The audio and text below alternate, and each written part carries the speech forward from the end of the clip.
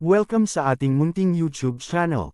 Please support my videos. Comment, like and subscribe po mga idolo. Maraming salamat po. Story present. Super Devo Uling System. Kabanata 801.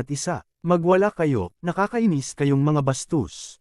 Biglang tumalikod si Yesuan para umatake. Masyadong nakakainis ang mga taong ito. Ang daanan patungo sa pader ng lungsod ay hindi maluwang. At ang mga taong ito ay lubhang makakaapekto sa kanya kung sila ay magmadaling pumasok. Four Directions Annihilation. Isang surge ng enerhiya ang lumabas, at ang mga deputy na may hawak na sable sa paligid ni Yesuan ay pinalipad. Kasabay nito, ang nasa katanghaliang gulang na lalaking nakaitim ay sumugod sa gilid ni Yesuan at hinampas ang kanyang palad. Smack! Dama po ang palad sa dragon-patterned golden armor ni Yesuan. Ang enerhiya ng palad ay dumaan sa armor at tumagos sa katawan ni Yesuan, na lubhang nasugatan ang mga panloob na organo ni Yesuan. Paf! Iniluwan ni Yesuan ang isang subo ng dugo sa kanyang baluti, ngunit bahagyang kumulubot ang mga sulok ng kanyang bibig. Nako, nahulog ako sa bitag niya. Agad namang nag-react ang middle-aged man in black. Akala niya ang Prince Token ni Yesuan ay nasa harap ng kanyang dibdib, ngunit wala iyon. Ito talaga ang intensyon ni Yesuan. Kung hindi, hindi makakalapit sa kanya ang nasa katanghaliang gulang na lalaking nakaitim. Haharapin ko muna kayo. Eye of Illusion. Nanlaki ang mata ni Yesuan. Isang hindi nakikitang enerhiya ang pumasok sa mata ng nasa katanghaliang gulang na lalaki sa mga mata ni itim, na nagpasindek sa kanya saglit. Bagamat nangyari ito nang wala pang isang kisap mata, sapat na ito para kay Yesuan. Swish! Sa isang sweep ng Wolf Fang Sword sa kamay ni Yesuan, ang braso ng nasa katanghaliang gulang na nakaitim na nakadamit ay itinapon sa hangin. Kasabay nito, sumuntok na si Yesuan, tumpak na nabasag ang token ng prinsipe sa baywang ng lalaking nasa katanghaliang gulang na nakasuot ng itim. Kotsa! Sa isang malutong na tunog, ang nasa katanghaliang gulang na lalaking nakaitim na Prince Token ay nabasag, at siya ay naging isang sinag ng liwanag at lumipad palabas ng lihim na kaharian. Bago siya mawala, nakita ni Yesuan ang takot na ekspresyon ng nasa katanghaliang gulang na lalaki. Gayunpaman, ang hindi inaasahan ni Yesuan ay ang mga bagay sa interspatial ring ng nasa katanghaliang gulang na lalaki ay lampas sa kanyang imahinasyon. Ding! Ang host ay gumawa ng isang pambihirang tagumpay. Ang Great Emperors ay tatatakan ng katawan sa 85%. Bigla siyang gumawa ng breakthrough. Ano, siya lang ang vice leader ng Nether Sect. Ibig sabihin, biglang lumiwanag ang mga mata ni Yesuan. Hindi kaya ang unang prinsipe ang pinuno ng Nether Spirit Sect. Gayunpaman, hindi ngayon ang oras upang mag-isip ng labis. Ang paglabag sa lungsod ay mas mahalaga. Matapos masira, ang lakas ng pag-atake ni Yesuan ay dumb-oble man lang. Wala pang 3 segundo, gumuho ang gate ng lungsod kasabay ng malakas na dagandong. Haha, mabilis na pumasok si Yesuan at tumawa ng malakas. Tila sa kanya ang tagumpay. Gayunpaman, nang malapit nang gumuho ang mga pintuan ng lungsod, nagkaroon ng kislap sa kalangitan. Ang Supreme Tribulation Lightning ay tumama.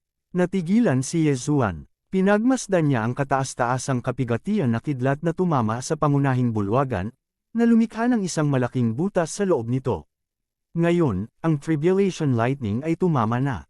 Hanggat matagumpay na mapaglabanan ng Crown Prince ang Tribulation Lightning, magagawa niyang i-condense ang Sovereign Golden Body at maging isang Sovereign.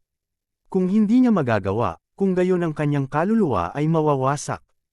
Agad na sumugod si Yesuan.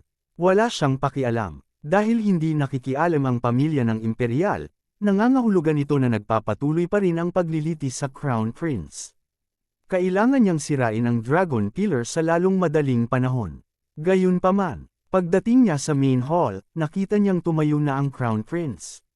Sa sandaling ito, ang buong katawan ng Crown Prince ay kumikinang na may gintong liwanag. Maging ang kanyang mga mata ay ginto. Hindi alam ni Yesuan na ang Crown Prince ay may Golden Dragon Plate Armor dahil itinago na ito ng Crown Prince. Gayunpaman, masasabi ni Yesuan na napaglabanan ng Crown Prince ang Tribulation Lightning para maging isang Sovereign at i-condensed ang Sovereign Golden Body.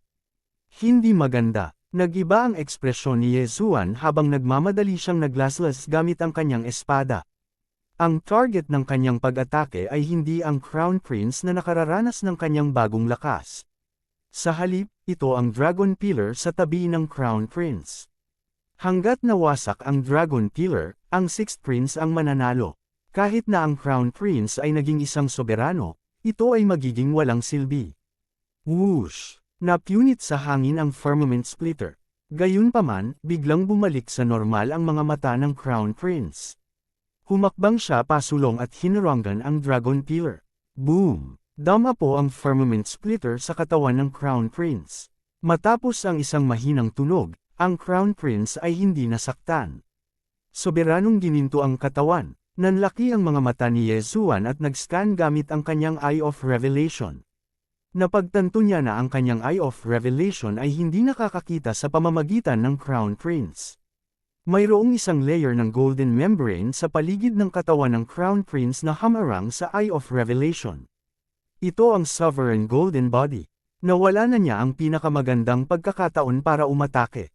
Ngayong matagumpay na nalampasan ng Crown Prince ang Tribulation Lightning, hindi niya kayang sirain ang Dragon Pillar sa harap ng isang Sovereign. Tapos na ang paglilitis sa Crown Prince. Brat, ikaw ba ang muntik ng matalo sa akin? Ngayon, kahit dumating si Ama, hindi kanya iligtas. Mamatay ka. Nang makita ng Crown Prince si Yezuan, ang kanyang galit ay lumakas. Humakbang siya pasulong gamit ang kaliwang paa at agad na sinuntok. Ang suntok na ito ay direktang nakatutok sa ulo ni Yezuan. Bagamat si Yezuan ay may Golden Dragon Plate Armor, ang suntok na ito ay sapat na upang pumutok ang kanyang ulo. Gusto siyang patayin ng Crown Prince. Pwede bang ganito na lang ako mamatay? Nanlaki ang mga mata ni Yezuan nang biglang bumagal ang daloy ng oras sa paligid niya. Gulong-gulo ang kanyang iniisip.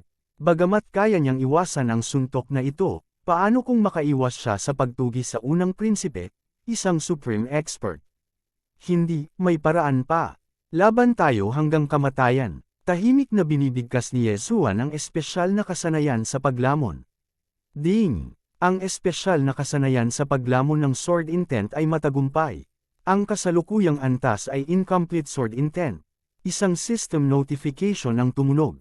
Ngayon lang pinalabas ni Yezuan ang nasa katanghaliang lalaki na nakaitim mula sa lihim na kaharian at nakuha ang kanyang yin at yang ring. Dahil doon, nasira siya. Gayunpaman, si Yezuan ay nagmamadaling pumasok sa oras na iyon at hindi pa nasubukan ang espesyal na kasanayan sa paglamon ng Sword Intent. Ngayong nasubukan na niya, napagtanto niyang sapat na ang lumalamon na kristal. Layunin ng espada, sa wakas ay naintindihan na niya ang Sword Intent. Kaya niyang harangan ang suntok na ito. Hindi lamang iyon, ngunit maaari rin niyang sirain ang Dragon Pillar. Firmament Splitter. Naglaslas si Yezuan gamit ang kanyang espada. Ang pag-ataking ito ay naglalaman ng Sword Intent. Ang Sword Intent ay isang bagay na kahit na ang mga eksperto sa Supreme Being ay maaaring hindi maunawaan, ngunit naunawaan ni Yezuan. Dahil ito ang kanyang unang pagkakataon, hindi alam ni Yezuan ang kapangyarihan nitong Sword Intent. Ang pabilog na slash na ito ay madaling nakalusot sa mga anino ng kamao ng Crown Prince. Sa ilalim ng gulat na tingin ng Crown Prince, bumaon ang laslas sa kanyang dibdib at hiniwa ang Dragon Pillar sa kalahati. RIP! Isang malutong na tunog ang umalangaw, at nanlaki ang mga mata ng unang prinsipe. Ibinaba niya ang kanyang ulo, natuklasan niya na ang kanyang kaliwang braso ay bumagsak sa lupa, at isang madugong linya ang bumukas sa harap ng kanyang dibdib. Bumulwak ang dugo, at bumagsak ang buong katawan niya sa dalawang bahagi. Ang Sovereign Golden Body ay nawasak. Hindi lang iyon, ngunit ang puso ng Crown Prince ay nahati din sa kalahati ng slash ni Yezuan. Ano? Sa pagtingin sa katawan ng Crown Prince na hiniwa sa kalahati, nagulat si Yezuan. Inaasahan niyang ang pag-ataking ito ay magdudulot ng matinding pinsala sa Crown Prince. Pagkatapos, gagamitin niya ang katawan ng Crown Prince para basagin ang Dragon Pillar. Hindi niya inaasahan na ang Crown Prince ay hihiwa hanggang mamatay ng isang laslas. Sino ang Crown Prince? Ang Crown Prince ay ang panganay na anak ng Sunflame Sacred Dynasty's Emperor. Siya ang Crown Prince ng Sunflame Sacred Dynasty. Gayunpaman, dito siya namatay. Ito ay seryoso. Tapos na. Ito ang unang naisip ni Yezuan. Kabanata 802. Iyon ang unang pagkakataon ni Yesuan na gumamit ng sword intent, ngunit hindi niya inaasahan na napakalakas nito na makakapatay ng isang supreme being expert. Marahil ito ay dahil ang unang prinsipe ay nakagawa lamang ng isang pambihirang tagumpay at hindi pa ganap na nakondensed ang sovereign golden body. Ngayon, nasa trahedya siya dahil hindi siya pinayagan ng Sunflame Imperial Family. Flop. Nahulog ang soaring dragon pillar. Nang ang malakas na tunog ay umabot sa tainga ni Yesuan, ang pasukan ng isang lihim na kaharian ay biglang lumitaw sa kanyang harapan. Kaagad, maraming figure ang sumugod. Isa sa mga figure ay ang Sunflame Emperor. Tiningnan niya ang bangkay ng unang prinsipe at gulat na sinabi, paano masisira ang sovereign golden body? Pagkatapos sabihin iyon, bigla siyang lumingon kay Yesuan at nagtanong, naiintindihan mo ba ang layunin ng espada? Ang unang prinsipe ay nakagawa na ng isang pambihirang tagumpay. Bagamat hindi pa niya lubusang na-condensed ang sovereign golden body, hindi ito isang bagay na maaaring masaktan ng half-step supreme being. Kung gusto ng isa na saktan ng sovereign golden body, tanging sword intent lang ang makakagawa nito. Ito, nang inig ang puso ni Yesuan nang makita niya ang nakamamatay na tingin ng Sunflame Emperor. Alam niyang hindi siya makakatakas, kaya tumanggo lang siya at sinabing, ito ang hindi kumpletong layunin ng espada na bigla kong naintindihan noong ako ay nahaharap sa kamatayan. Matapos marinig ang pag-amin ni Yesuan, nagulat ang Sunflame Emperor at ang mga tao sa paligid. Layunin ng espada. Ito ay talagang layunin ng espada. Kailangang malaman ng isa na kahit ang Sunflame Emperor, isang supreme being expert, ay hindi pa nakakaintindi ng sword intent. Emperor, nag-mutate na ang bangkay ng unang prinsipe. Sa sandaling ito, biglang itinuro ng nasa katanghali ang gulang na lalaki ang bangkay ng unang prinsipe at sinabing, Ham! Matapos mapaalalahanan, inilipat ng Emperor ang kanyang tingin mula kay Yesuan patungo sa bangkay ng unang prinsipe. Natuklasan niya na ang ibabang kalahati ng bangkay ng unang prinsipe ay may pattern na buntot. Hindi lang iyon, maging ang kanyang mukha ay sumailalim sa isang malaking pagbabago. Lahing alien. Lahi ng alien talaga ang First Highness. Iyan ang Snake Demon Clan. Gulat na bulalas ng medyo may edad na.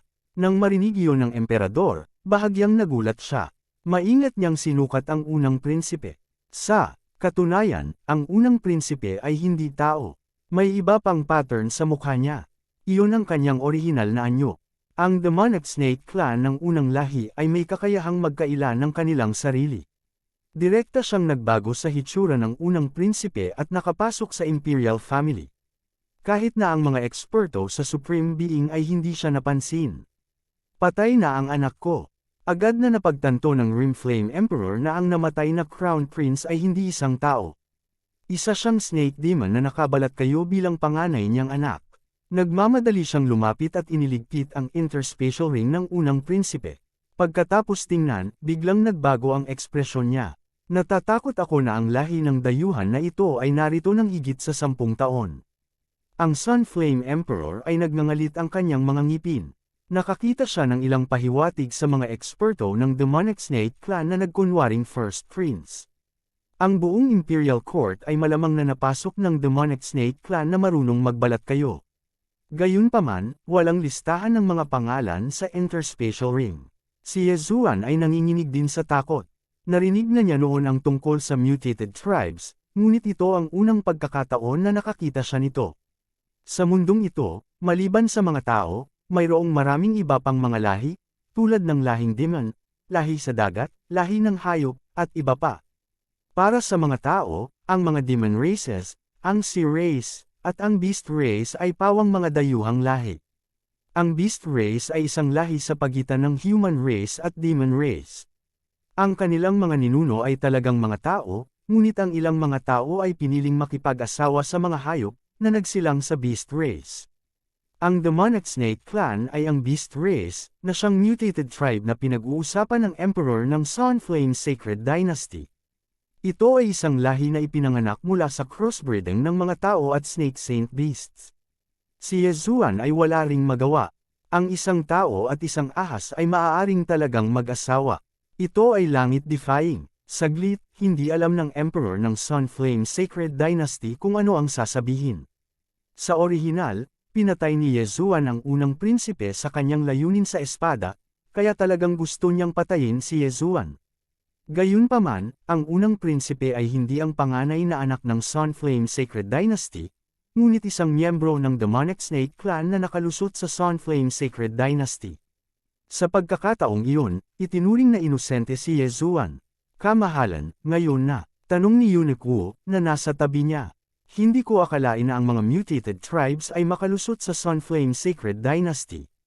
Patay na ang unang prinsipe, at nakabalat kayo siya ng Demonic Snake Clan. Kahit ako ay hindi napansin. Nagulat ang emperador ng Sunflame Sacred Dynasty. Ipinagpatuloy niya, itigil ang pagsusulit sa Crown Prince sa ngayon. Kunin ang lahat ng miyembro sa ilalim ng unang prinsipe. Hindi, hulihin ang lahat ng sumali sa pagsusulit ng Crown Prince. Huwag hayaang makatakas ang sinuman. Oo, sagot ni Unique. Pagkatapos, ang emperor ng Sunflame Sacred Dynasty ay tumingin kay Yezuan at sinabing, "Ikaw, ano ang iyong background?" Nang marinig ang tanong na ito, hindi mapigilan ni Yezuan na tumigas. Sinabi niya, "Pinalitan ko ang titulong Marquis sa Sixth Heaven Prison, at pagkatapos ay nagustuhan ako ng mga tao ng Sixth Prince." Gumawa ng mahabang kwento si Yezuan, ngunit ang emperor ng Sunflame Sacred Dynasty ay hindi naniwala sa sinuman. Aniya, bagaman dahil sa iyo na nakita namin sa pamamagitan ng mutated tribes, wala itong patunay. Sa oras na ito, biglang nagkaroon ng inspirasyon si Yezuan. "Your Majesty, the First Prince, may katabi siyang middle-aged na lalaking nakaitim. Siya ang taong inalis ko noong salakayin ko ang lungsod. Siya ang vice leader ng Ghost Sect. Hindi lang iyon, ngunit ang babaeng nakaitim sa tabi ng Seventh Prince ay ang Saintess of the Ghost Sect." Mabilis na naglabas si Yezuan ng ilang interspatial ring, ibinuhos ang ebidensya sa mga ito, at ibinigay ang mga ito. "Alam ko ang tungkol sa Ghost Sect, at alam ko rin na ang unang prinsipe ay ang pinuno ng Ghost Sect, ngunit hindi ko inaasahan na ang mutated tribes ang nasa likod nito," sabi ng emperor ng Sunflame Sacred Dynasty na may singkit na mga mata. Ang unang prinsipe ang pinuno ng Ghost Sect, at hindi malaking bagay para sa gayong tao na maging emperador. Pagkatapos ng lahat, ang bawat emperador ay kailangang makipaglaban ng hayagan at palihim sa kanilang mga kapatid bago umakyat sa trono, at marami ang namatay. Nang ang emperor ng Sunflame Sacred Dynasty ay umakyat sa trono, nakagawa din siya ng ilang malilim na bagay. Gayunpaman, ang Demonic Snakes tribe ay isang mutated tribe, at ang unang prinsipe ay matagal nang namatay. Kahit na ang trono ay nahulog sa mga kamay ng isang tagalabas, hindi ito maaaring mahulog sa mga kamay ng isang tagalabas. Nang marinig ito, muling nanginig ang puso ni Yezuan. Gaya ng inaasahan, alam ng emperor ng Sunflame Sacred Dynasty ang tungkol sa Ghost Sect, at tila siya ay tahimik na sumang-ayon sa mga aksyon ng unang prinsipe at ng ikapitong prinsipe. Ang Ghost Sect ay may lihim na pamamaraan na nagpapahintulot sa isang tao na gumamit ng malaking bilang ng mga Ghost Lantern upang puwersahang itaas ang kanyang cultivation. Nangangailangan ito ng pagpatay sa isang malaking bilang ng pinakamataas na Kings at Half-Supremes. Gayunpaman, ang Emperor ng Sunflame Sacred Dynasty ay tahimik ding sumang-ayon dito. Kung nais ng isang tao na umakyat sa trono, paano ito magagawa ng walang ilang mga trick? Tipunin ang lahat sa Sunflame Palace. Sa pamamagitan nito, ang emperador ng Sunflame Sacred Dynasty ay umalis sa lihim na kaharian. Sa sumunod na sandali, nagbago ang eksena sa harap ni Yezuan. Umalis siya sa lihim na kaharian, at ang ika-6 na prinsipe ay nakatayo sa tabi niya. "Yezuan, anong nangyayari? Nanalo ba tayo?" Tanong ng Sixth Prince na hindi pa rin maintindihan ang nangyari. Umiling si Yezuan at sinabing, "Napatay ko ang unang prinsipe nang hindi sinasadya." Gayunpaman, ang unang prinsipe ay hindi tao. Siya ay mula sa Demonic Snakes tribe. Natatakot ako na ang totoong unang prinsipe ay patay na. Ano? Nang inig ang ika-6 na prinsipe nang marinig ito. Nang marinig niya na hindi sinasadyang napatay ni Yezuan ang unang prinsipe, halos mamatay na siya sa takot. Gayunpaman, nang marinig niya ang iba pang kwento, laking gulat niya na nalaglag ang kanyang panga. Ang Demonic Snakes tribe. Ang unang prinsipe ay mutated tribe. Nagtatakang tanong ni Yang Qi. Oo, tumango si Yezuan. Iyon ang dahilan kung bakit sila na-teleport sa Sunflame Palace. Ang susunod nilang gagawin ay malamang na tanungin. Hindi nagtagal, ang 16 na prinsipe ay nagtipon. Hindi lang iyan, pati lahat ng miyembro na lumahok sa Crown Prince Trial ay tinawag din. Kabanata 803, Consecrator Liang, iiwan ko ito sa iyo. Biglang lumitaw ang emperador ng dinastiyang Sunflame. Sa likod niya ay isang matandang nakasuot ng itim na damit. Ang mga mata ng matandang nakasuot ng itim na damit ay lubhang matalas. Pagkatapos ng isang mabilis na sulyap, damapo ang kanyang tingin kay Ye Zuan. Ang matandang nakasuot ng itim na damit ay nanunood ng paglilitis sa Crown Prince mula sa ibang lokasyon. Natural, nakilala niya si Ye Zuan, na nanguna sa pag-atake. Napakalakas, isa pang dalubhasa sa Supreme Being. Nanginginig ang katawan ni Ye Zuan. Isang sulyap lang ng matandang nakaitim na damit ay sapat na para bumilis ang tibok ng puso niya. Ang nakaitim na matandang lalaki ay tiyak na isang Supreme Being expert.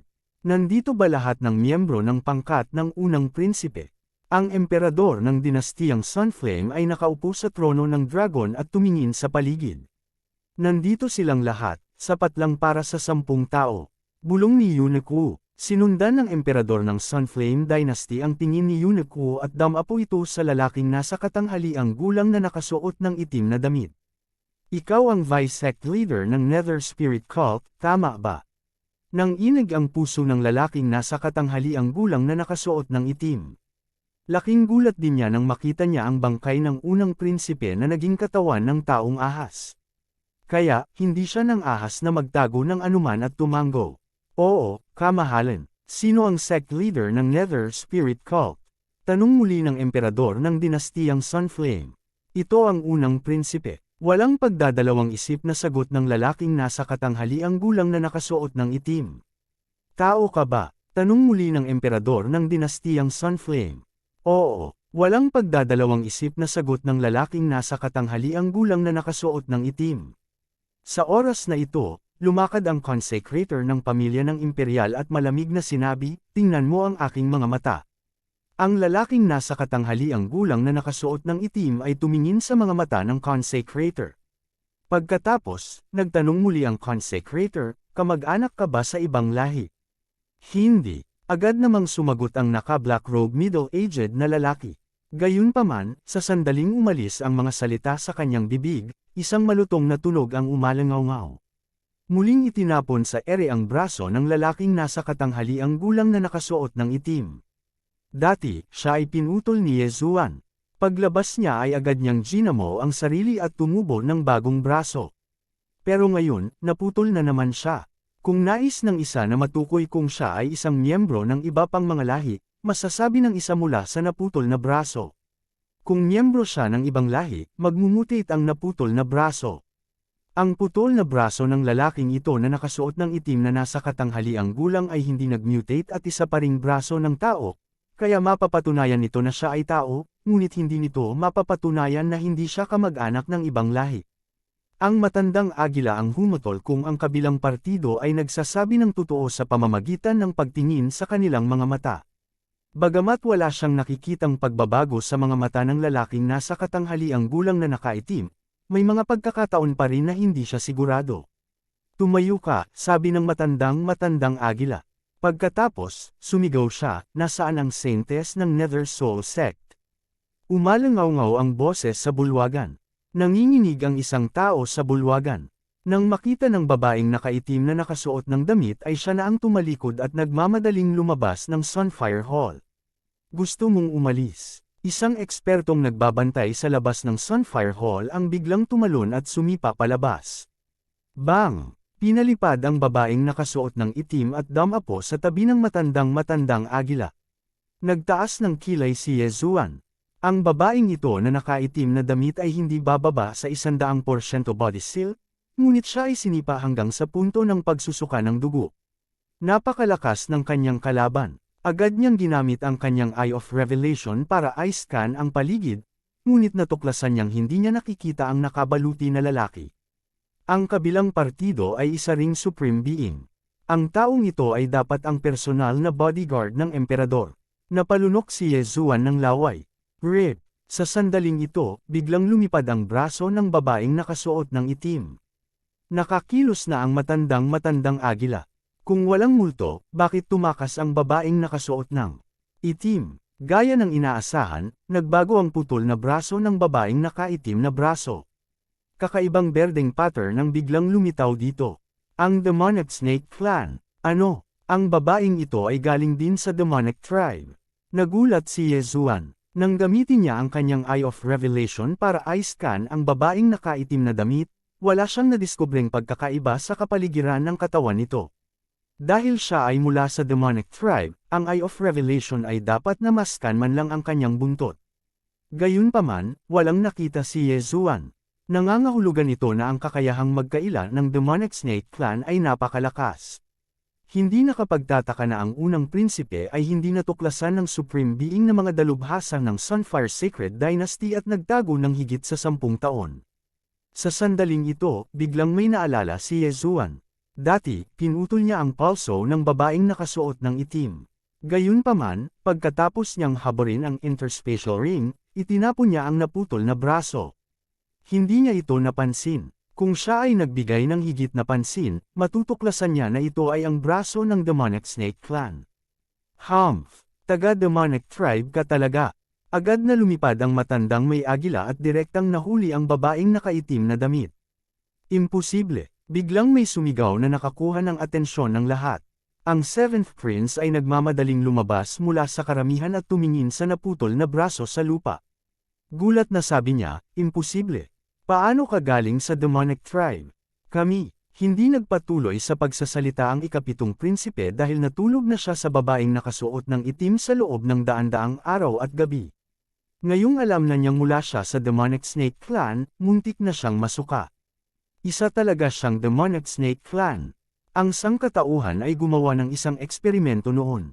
Hanggat ang isang tao at isang hayop ay kasal, ang bloodline ay magiging mutated at ang bata ay magiging isang hayop pa rin.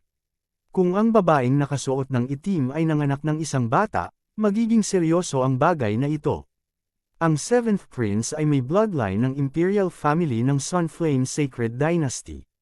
Kung ipinanganak niya ang isang anak ng Demonic Tribe, ito ay isang nakakagulat na iskandalo.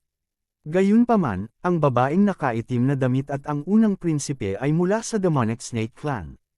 Hindi nila pipiliin na manganak ng isang bata. Pagkatapos ng lahat, ito ay maglalantad ng kanilang mga pagkakakilanlan. Humph! Nagbago ang mukha ng emperador ng Sunflame Sacred Dynasty at sinulyapan niya ang matandang agila. Agad na naunawaan ng huli at sinabing, Seventh Prince, please excuse me. Rip! Bago pa makapag-react ang Seventh Prince, naputol na ang palso nito. Alam niyang hindi niya matatakasan ang kapalaran ng pagtatanong. Kaagad, mabilis siyang naglabas ng spiritual elixir mula sa kanyang interspatial ring at nilunok yun. Hindi nagtagal, lumaki muli ang naputol na braso. Pagkatapos ng lahat, ang half-step to Supreme Being ay nasa empty God realm pa rin. Sa makatuwid, mas madaling pagalingin ang isang pinsala. Kung ang isa ay naging isang Supreme Being at ay condensed ang golden body ng isang Supreme Being, magiging mas mahirap na saktan sila. Gayunpaman, kapag ang isang Supreme Being ay nasugatan, tulad ng pagputol ng braso, ito ay magiging miserable dahil ang golden body ng isang Supreme Being ay napakahirap ayusin. Nang bumalik ang putol na braso ng Seventh Prince, hindi pa rin nag-mutate ang naputol niyang braso. Pinatunayan nito na hindi siya miyembro ng Demonic Tribe. Gayunpaman, ang babaeng nakaitim na nakasuot ay hindi maihihiwalay sa kanya. Kaya naman, hindi niya maiwasang madamay. Seventh Prince, mangyaring tumayo sa gilid. Sabi ng matandang agila. Pagkatapos, inilabas ng matandang agila ang dalawang bone spurs mula sa kanyang interspatial ring at tinusok ang balikat ng babaeng nakaitim na damit. Maaari nitong pigilan ang sirkulasyon ng true energy ng babaeng nakasuot ng itim. Napasigaw sa sakit ang babaeng nakasuot ng itim. Nang mapagtanto niyang hindi niya may ikot ang kanyang true energy, naging malungkot ang kanyang mukha at kinaladkad siya ng isang gwardya. Next, please come up one by one. You should know what to do. Ang matandang agila ay tumingin sa paligid at sinabi, ano ang gagawin? Siyempre, ito ay upang putulin ang isa sa kanilang sariling mga armas. Alam ng lahat na naruroon na hindi sila makakatakas. Isa-isa silang umakyat upang putulin ang isa sa kanilang sariling mga braso at tumanggap ng isang mahalagang elixir upang mabawi. Isa-isang bumagsak ang mga naputol na braso at binti sa Sunflame Sacred Dynasty. Tumalsik ang dugo kung saan-saan. Kabanata 804. Wala sa mga taong nauna sa kanya ang nag-react ng kakaiba. Pagkatapos, turn na ng 6th Prince. Alam ng ika-6 na prinsipe na may hinala rin siya, kaya pinutol niya ang isang braso niya para patunayan na siya ay inosente. Sige, 6th Prince, tumabi ka. Kinaikit ng matandang agila ang kanyang mga mata. Pagkatapos, bumagsak ang kanyang tingin kay Yezuan, na nakatayo sa likod ng 6th Prince. Bagamat pinatay ni Yezuan ang unang prinsipe at pinilit itong ihayag ang kanyang tunay na anyo, siya ay pinaghihinalaan pa rin. Inilabas ni Yezuan ang kanyang Wolf-Fang Sword, handa nang putulin ang kanyang sariling kamay. Ngunit sa sandaling iyon, nagsalita ang Sunflame Emperor. Teka, kalimutan mo na yon. Ang Sunflame Emperor ay tumingin kay Yezuan at sinabi, "Ano?" Nagulat si Yezuan. Pinili ng Sunflame Emperor na magtiwala sa kanya. Ito ay labis na ikinagulat niya. Kung tutuusin, marami na ang pumutol ng kanilang mga kamay sa harap niya, kasama na ang 6th Prince, na malapit ng maging Crown Prince. At ang kanyang posisyon sa puso ng Sunflame Emperor ay nalampasan ang posisyon ng 6th Prince. Gayunpaman, naunawaan din ni Yezuan ang intensyon ng Sunflame Emperor. Kapangyarihan ng Imperial. Dahil naintindihan niya ang layunin ng espada na kahit na ang mga dalubhasa sa Supreme Being ay maaaring hindi maintindihan, lubos siyang pinahahalagahan ng Sunflame Emperor. Gusto siyang lubidin ng huli, kaya nagtiwala siya rito. Salamat, kamahalan. Nakahinga ng maluwag si Yezuan at nagpasalamat sa Emperor. Sa totoo lang, takot din siyang maputol. Pagkatapos ng lahat, mayroon siyang bloodline ng Divine Tree of Life sa kanyang katawan. Kung mapuputol ang braso niya, malalanta agad. Sa oras na iyon, mapagkakamalan siyang isang hayop. Naglakad siya sa gilid at tumabi sa 6th Prince. Yezuan, naintindihan mo ba ang layunin ng espada? Gulat na tanong ng ika-6 na prinsipe. Oo, dati, nang salakayin ko ang lungsod, nagalit ako sa unang prinsipe. Pagkatapos na maipasa ng unang prinsipe ang kataas-taasang kapigatian, gusto niya akong patayin. Sa oras na iyon, naiintindihan ko ang layunin ng espada at muntik na akong magdulot ng kapahamakan. Tumango si Yezuan. Hindi makapaniwala ang ika-6 na prinsipe. Ang isang half-supreme being na nakaintindi sa sword intent ay isang sobrang henyo. Ang bilang ng mga dalubhasa sa supreme being na nakaunawa sa layunin ng espada sa Imperial Family ay mabibilang sa isang banda. Walang ni isang half-supreme being na nakaintindi sa layunin ng espada. Kahit na baligtarin ng isa ang buong Sunflame Sacred Dynasty, hindi siya makakahanap ng isa. Sa sandaling ito, mailalarawan lamang ng 6th Prince si Yezuan bilang isang halimaw sa kanyang puso. Sa sandaling ito, 16th Prince, ano pa ang hinihintay mo? Kinaikit ng matandang agila ang kanyang mga mata. 16th Prince, ay talagang 19 na taong gulang lamang. Marahil ito ay dahil hindi pa siya nakaranas ng anumang pinsala noon, hindi katulad ni Yezuan, na lumaban hanggang sa antas na ito, kaya siya ay medyo nag-alinlangan. Ngunit sa sumunod na sandali, pumalit sa kanyang pwesto ang matandang agila. Hiss! Isang palso ang bumagsak sa lupa. Pagkatapos, biglang tumalo ng ika-16 na prinsipe at sinaksak ang kanyang espada kay Emperor Rian. Ito talaga ang mga tagalabas. Sa isang iglap na huli ng matandang agila ang espada. Pagkatapos, naglabas siya ng 2 bone spurs at sinaksak ang mga ito sa balikat ng ika-16 na prinsipe. Ang tunay na chi sa katawan ng ika-16 na prinsipe ay agad na nabuklod. Sai, hindi ko inaasahan na mamamatay din pala si 16. Ang Emperor ng Sunflame Empire ay umupo sa trono ng dragon at bumantong hininga. Ang isa pang miyembro ng Demonic Snake Clan ay lumitaw. Lahat ng naruroon ay hindi napigil ang mapalunok.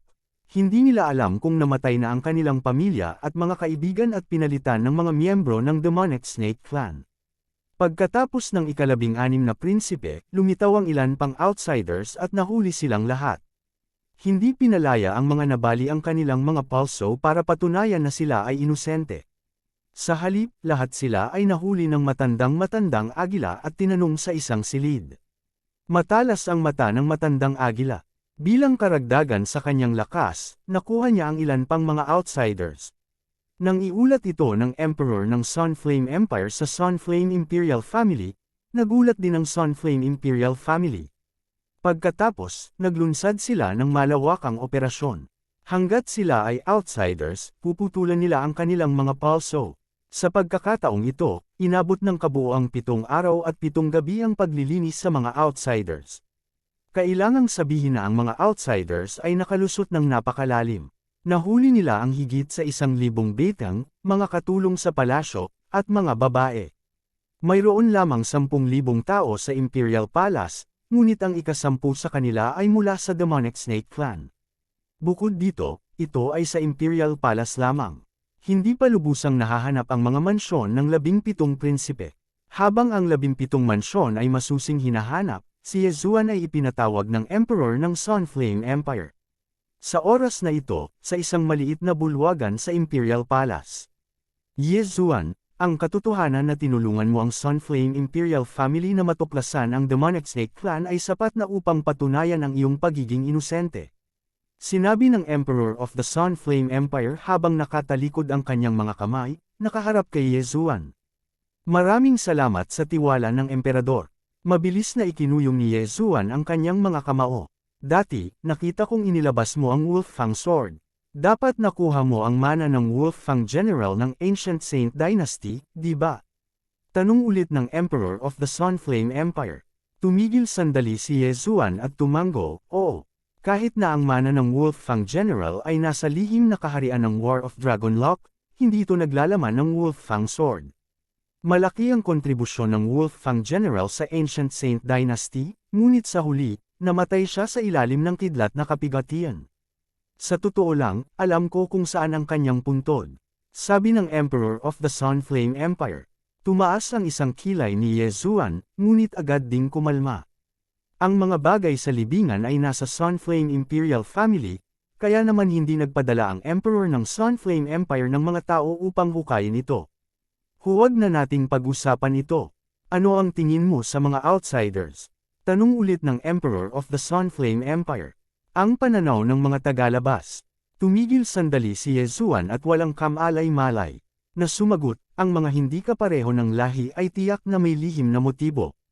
Anong magandang ulterior motives? Ang Emperor ng Sunflame Empire ay biglang tumalikod at sinabi, ang Snake Demon Tribe ay talagang nakalusot sa ating Sunflame Holy Dynasty nang hindi natin napapansin. Siguradong nag-disguise sila bilang mga tao para makalusot sa ating Sunflame Holy Dynasty. Ang kanilang layunin ay dapat na kontrolin ang ating Sunflame Holy Dynasty. Hindi nagsalita si Yezuan, at tahimik siyang nakinig. Ang ating Sunflame Holy Dynasty ay na-infiltrate sa ganoong kalawakan, kaya dapat ganoon din ito para sa nakapalibot na mga banal na dinastiya. Ang ating Sunflame Holy Dynasty at ang Snake Demon Tribe ay pinaghihiwalay ng ilang mga banal na dinastiya, tanging ang Mad Leopard Holy Dynasty. Sa makatuwid, ang Snake Demon Tribe ay dapat na nakalusot mula sa Holy Leopard. Nagpatuloy ang Emperor of the Sunflame Empire, ngunit hindi naintindihan ni Yezuan kung bakit ito sinasabi sa kanya ng Emperor of the Sunflame Empire. Habang siya ay naguguluhan, ang Emperor ng Sunflame Empire ay sa wakas ay nagsabi, naintindihan mo ang layunin ng espada bilang isang kalahating hakbang na kagalang-galang. Ikaw ang pinakatanyag na henyo sa kasaysayan ng ating Sunflame Holy Dynasty. Ngayon, hayaan mo akong tanungin ka, handa ka bang sumali sa ating Sunflame Holy Dynasty at pagsilbihan kami? Gaya ng inaasahan, matapos marinig ang mga salita ng Emperor of the Sunflame Empire, ang puso ni Yezuan ay nanginig. Gusto talaga siya ng Emperor of the Sunflame Empire na i-recruit siya. Nang makita ang pag-aalinlangan ni Yezuan, ang mga mata ng Emperor of the Sunflame Empire ay kumikislap at nagtanong siya, hindi ka ba payag? Si Yezuan ay tumalon sa takot at same time na sinabi, ang aking ambisyon ay wala sa Sunflame Empire. Nag-ipon siya ng lakas ng loob para sabihin ito dahil may pagkakataon na mapatay siya ng Emperor of the Sunflame Empire sa isang sampal. Nang marinig ito ng Emperor ng Sunflame Empire, nang inag ang kanyang katawan. Pagkaraan ng 3 segundo, sinabi niya, sa iyong talento, hindi ka mapanatili ng aming Sunflame Holy Dynasty. Gayunpaman, maaari mong gamitin ang aming Sunflame Holy Dynasty bilang springboard. Naisip ni Yezuan na mali ang narinig niya. Ang Emperor of the Sunflame Holy Dynasty ay talagang nagsabi ng ganoong bagay. Ginagamit ang Sunflame Holy Dynasty bilang springboard. Upang ilagay ito ng mabuti, ito ay isang pambuelo. To put it bluntly, it was a stepping stone. Lahat mangyaring bigyan ng aklat na ito ng 5 star na pagsusuri. Hanapin ang Super Devo Uring System sa bookstore at huwag pumasok sa Circle of Readers. May comment section sa ilalim ng introduction at makakakuha ka ng rating doon.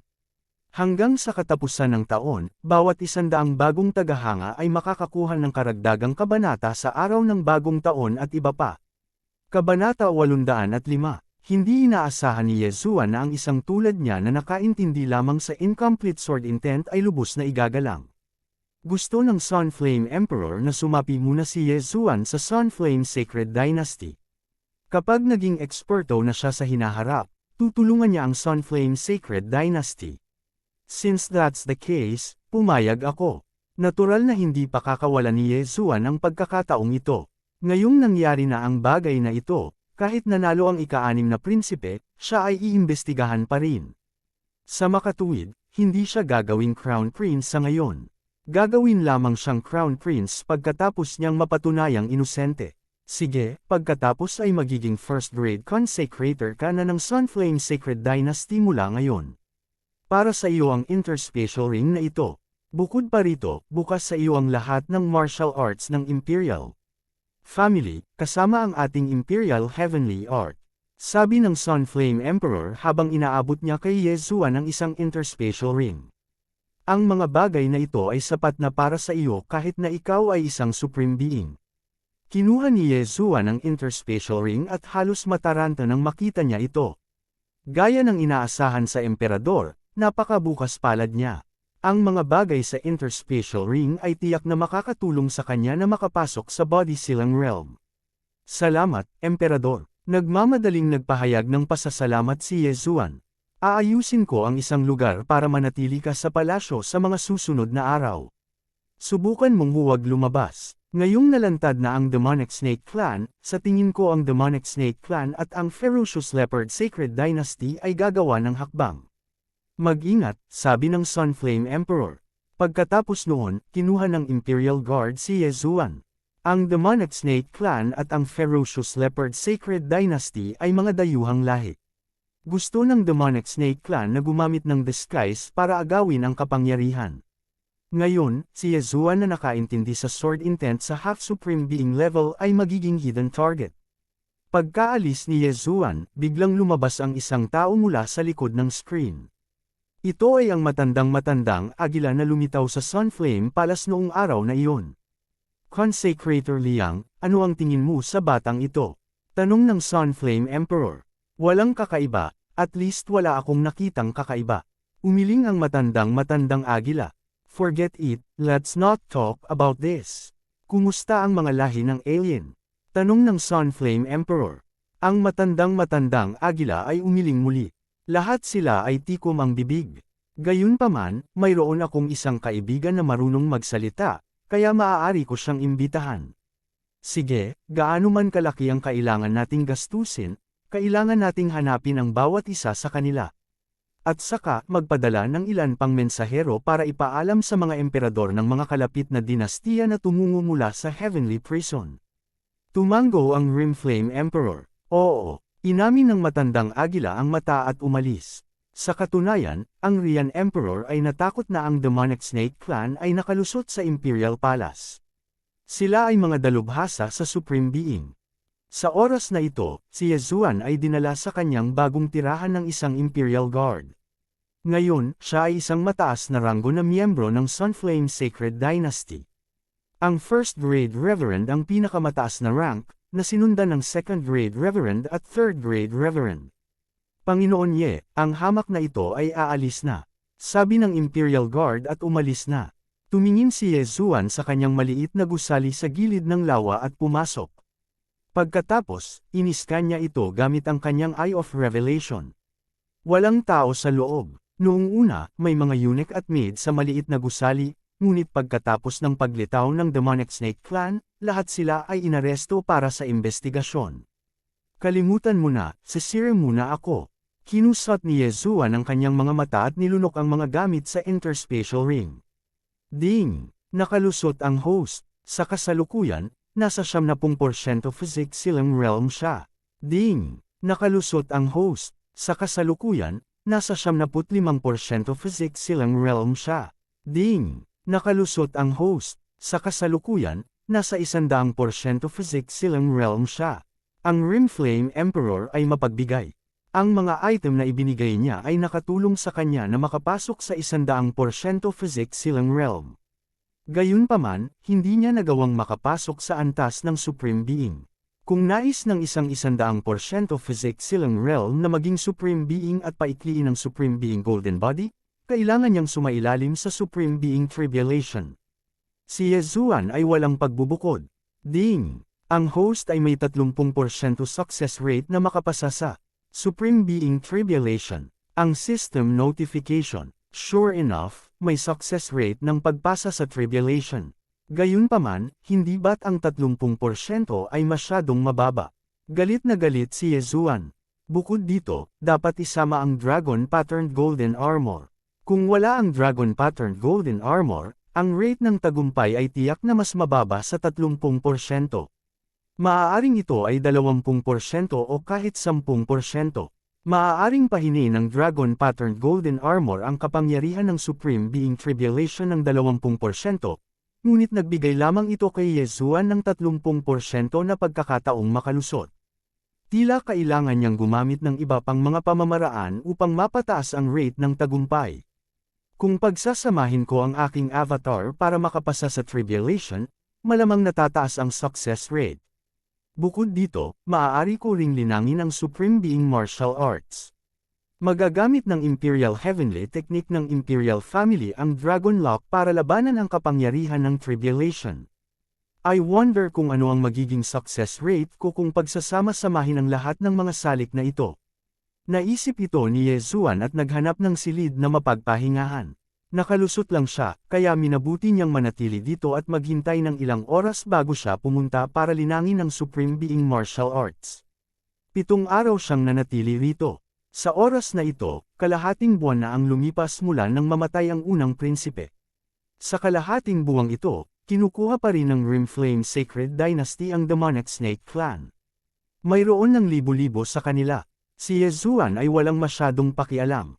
Umalis siya sa maliit na gusali sa tabi ng lawa at tinungo ang Imperial Family's Martial Arts Pavilion. Ang Martial Arts Pavilion ng Imperial Family ay ang pinakamalaking pavilion sa Rimflame Sacred Dynasty. Maraming martial arts ang natipon dito. Ikaw dapat ang bata na nakaintindi sa sword intent. Not bad, not bad. Ang martial arts ng Imperial Family natin ay nasa 3 antas. Maaari kang pumunta at tingnan. Kung gusto mong matutunan ang Imperial Heavenly Technique, lumapit ka sa akin. Isang matandang lalaki ang nakaupo sa likod ng counter at nakangiting sinabi kay Yezuan. Nag-scan si Yezuan gamit ang kanyang Eye of Revelation. Gaya ng inaasahan, hinarang ito ng Supreme Being Golden Body ng matanda. Ang matanda ay isa ring Supremo. Salamat, Senyor. Nagpasalamat si Yezuan at pumasok. Ang mga martial arts na ito ay mga pangalan at pagpapakilala lamang, kaya ibinigay ni Yezuan ang ideya na kopyahin ang mga ito sa devouring system. Dumiretso siya sa 3 palapag. Ang martial arts sa 3 palapag ay pawang Supreme Being Martial Arts. Ang Supreme Being Martial Arts ay napakalakas. Kahit sino sa kanila ay hindi kayang tiisin ng kalahating hakbang na Supreme Being. Ito rin ang dahilan kung bakit hindi nang ahas si Yezuan na makipaglaban sa 3 prinsipe. Gayunpaman, ang mga Supreme Being ay mayroong Supreme Being Golden Body.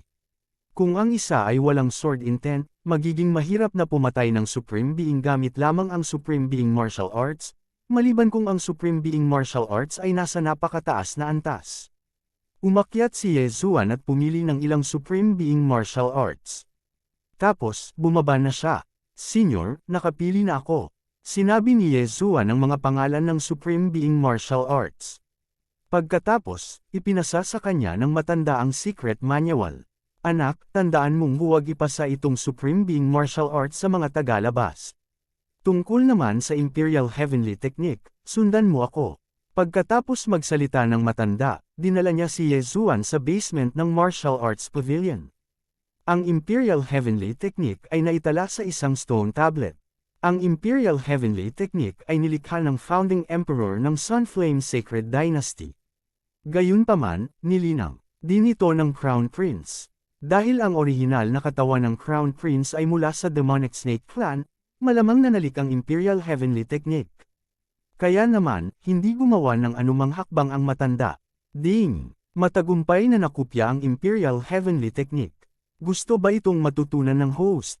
Kabanata 806. Ding! Matagumpay na nakupya ang Imperial Heavenly Technique. Matutunan ba ito ng host? Oo, sagot ni Yezuan sa kanyang isipan. Ding! Natutunan ng host ang Imperial Heavenly Technique. Sinulyapan ito ni Yezuan at napagtanto na ang Imperial Heavenly Technique ay nahahati sa tatlong bahagi. Ang unang bahagi ay ang Imperial Heavenly Sword Technique, ang pangalawang bahagi ay ang Imperial Heavenly Dragon Roaming Steps, at ang ikatlong bahagi ay ang Imperial Heavenly Tyrant Body.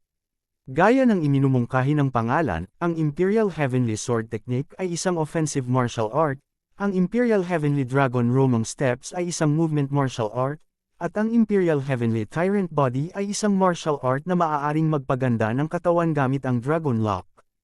Imperial Heavenly Tyrant Body. Kinuha ni Yezuan ang Prince Token at ginamit ang Imperial Heavenly Technique para ipasok ang lahat ng Dragon Lock sa kanyang katawan. Sinulyapan niya ang panel at napagtanto na ang rate ng tagumpay ng kapigatian ay tumaas mula 30% hanggang 35%. Maaaring i-seal ng Imperial Heavenly Tyrant Body ang Dragon Lock sa katawan ng isang tao at pinuhin ito upang palakasin ang pangangatawan ng isang tao. Hindi nakakagulat na lahat ng prinsipe ay gustong makuha ang Dragon Lock. Kinusot ni Yezuan ang kanyang mga mata at nagpatuloy sa pag-aaral ng iba pang martial arts. Bagamat may mga nakakasakit na martial arts sa Imperial Heaven Arts, ang martial arts na natutunan ni Yezuan sa pagkakataong ito ay kasama ang mga palm technique, fist technique, at iba pa, kung sakaling may mga emergency. 35% na lang ang success rate ko sa tribulation. Kung gagamitin ko lahat ng Dragon Lock para palakasin ang pangangatawan ko, baka tumaas ito ng 50%. Umalis si Yezuan sa Martial Arts Pavilion habang iniisip niya ito. Bumalik siya sa kanyang maliit na bahay sa tabi ng lawa at nagsimulang pinuhin ang Dragon Lock sa kanyang katawan. Sayang naman at hindi ko ma-absorb ng direkta ang Dragon Lock. Kailangan kong gamitin ang Imperial Heavenly Tyrant Body para ma-absorb ito, na medyo mabagal. Si Yezuan ay nakaramdam ng kawalan ng kakayahan at nagsimulang maglinang sa kanyang sarili. Sa pagkakataong ito, tumagal pa siya ng kalahating buwan para ma-absorb ang lahat ng Dragon Lock na nakuha niya. Ang rate ng kanyang tagumpay sa kapigatian ay umabot sa 53%. Kung mas mataas ang antas ng paglilinang ng isang tao, mas maraming mga alalahanin ang mayroon ang isa at mas natatakot ang isa sa kamatayan. Si Yezuan ay walang pagbubukod. Hindi siya magbibiro tungkol sa kanyang buhay, kaya hindi siya direktang dumaan sa kapigatian. O tama, sinabi ng Sixth Prince na 2 o 3 bagay lang ang kailangan ko sa National Treasury. Ginamit ko ang Cave Spirit Fruit at ang Illusory Spirit Fruit para i-activate ang Eye of Insight at ang Eye of Illusion. Siguro kung may iba pang kayamanan. Sa oras na ito, biglang nagningning ang mga mata ni Yezuan. Kaya, gusto niyang tanungin ang emperador. Kung meron man, kaya niyang magbukas ng isa pang Heavenly Eye. Si Yezuan, na naging first-class consecrator ng Imperial Family, ay gumala sa Imperial Palace hanggang sa makarating siya sa palasyo kung saan nakatira ang Emperor. Panginoon Ye, mangyaring maghintay ng ilang sandali. Pumasok ang isang guard para mag-report. Kasabay nito, hindi malay ni Yezuan na iniskan ang kanyang paligid. Natuklasan niya na mayroon talagang 4 na sovereign na nagbabantay sa paligid ng tirahan ng Flaming Emperor. Ito ay tunay na pugad ng dragon at yungib ng tigre. Napaisip si Yezuan habang tahimik siyang naghihintay. Hindi nagtagal, bumalik ang guard at pinapasok siya. Nang makita ni Yezuan ang Emperor of the Sun, sinamahan siya ng ilang armored generals. Yezuan, bakit mo kami hinahanap? Tanong ng Emperor of the Sun. Tumingin si Yezuan at napansin na hindi masyadong maganda ang ekspresyon ng Flaming Emperor. Tila may nangyari, ngunit hindi niya ito pinansin at diretsyong nagtanong, "Kamahalan, 100% na ng selyo ang nasira ko. Maya-maya, baka dumaan na ako sa kapigatian." Ano? Ang Flaming Emperor at ang mga nakapaligid na general ay nagulat lahat. 20 araw na ang nakalipas, si Yezuan ay nagselyado lamang ng kanyang katawan sa 85%, ngunit ngayon, siya ay talagang umabot sa 100%. Sa isang sandali, dadaan na siya sa kanyang kapigatian. Hindi ba masyadong mabilis ang paglilinang na ito? Ang Emperor of the Sun ay nagbigay kay Yezuan ng maraming cultivation resources noon. Kung ibang tao ito, aabutin ng ilang buwan bago makapasok sa physics silang realm. Gayunpaman, ginawa ito ni Yezuan nang wala pang isang buwan. Naramdaman ng Emperor of the Sun na si Yezuan ay talagang nasa physics silang realm at tila na master niya ang Imperial Heavenly Tyrant Body. Mabuti, mabuti, mabuti. Ang Emperor of the Sun Flame ay nasa sabik. Sinabi niya, kung gayon, ano ang kailangan mo sa oras na ito? Hindi nag-aksaya ng oras si Yezuan at nagbigay ng listahan. Sinulyapan ito ng Emperor of the Sun Flame at sinabing, sa treasury, mayroon lamang Void Observation Vine. Void Observation Vine. Kinaikit ni Yezuan ang kanyang mga mata. Ang Void Observation Vine ay isang pangangailangan para sa Eye of Perception. Ang Eye of Perception ay may malakas na kakayahang pangunawa na maaaring mapahusay ang mga pandama at aura ng host. Bagamat hindi ito kasing pakinabang ng Eye of Revelation o Eye of Illusion, ito ay lubhang kapaki-pakinabang. Ibinigay ko na sa iyo ang sweldo ng isang first-grade consecrator. Kung gusto mo ang Void Observation Vine, kailangan mong palitan ito ng mga puntos ng kontribusyon. Biglang sinabi ng Emperor of the Sun Flame. Mabuti, tumango si Yezuan. Mula nang malantad ang Demonic Snake Clan, kumalat ang balita. Ang 4 na sagradong dinastiya sa paligid ng ating Sunflame Sacred Dynasty ay hindi mapakali. Kabilang sa kanila, ang Wild Leopard Sacred Dynasty ay nagpadala ng mga tropa sa ating Sunflame Sacred Dynasty. Ngayon, itatalaga kita bilang dakilang general ng pagsusupo. Lalabanan mo ang pag-atake ng Wild Leopard Sacred Dynasty. Panipi, sabi ng Emperor of the Sunflame. Oo, kamahalan, sagot ni Yezuan. Ang Wild Leopard Sacred Dynasty ay isa sa mga sagradong dinastiya na nasa hangganan ng Sunflame Sacred Dynasty. Ang Demonic Snake Clan ay dapat nanggaling sa Wild Leopard Sacred Dynasty. Parehong ang Demonic Snake Clan at ang Wild Leopard Sacred Dynasty ay kabilang sa Beast Race Sacred Dynasty, kaya hindi nila nakita ang isa't isa bilang magkaaway. Ngayon, si Yezuan ay naging dakilang general ng pagpigil ng Sunflame Sacred Dynasty. Kinailangan niyang pumunta sa digmaan upang makakuha ng mga puntos ng kontribusyon. Sa nakaraan, ang Sixth Prince ay nakipaglaban sa maraming laban at nakakuha ng maraming kontribusyon na puntos. Pagkatapos ay ginamit niya ang mga ito upang ipagpalat sa swerte ng dragon.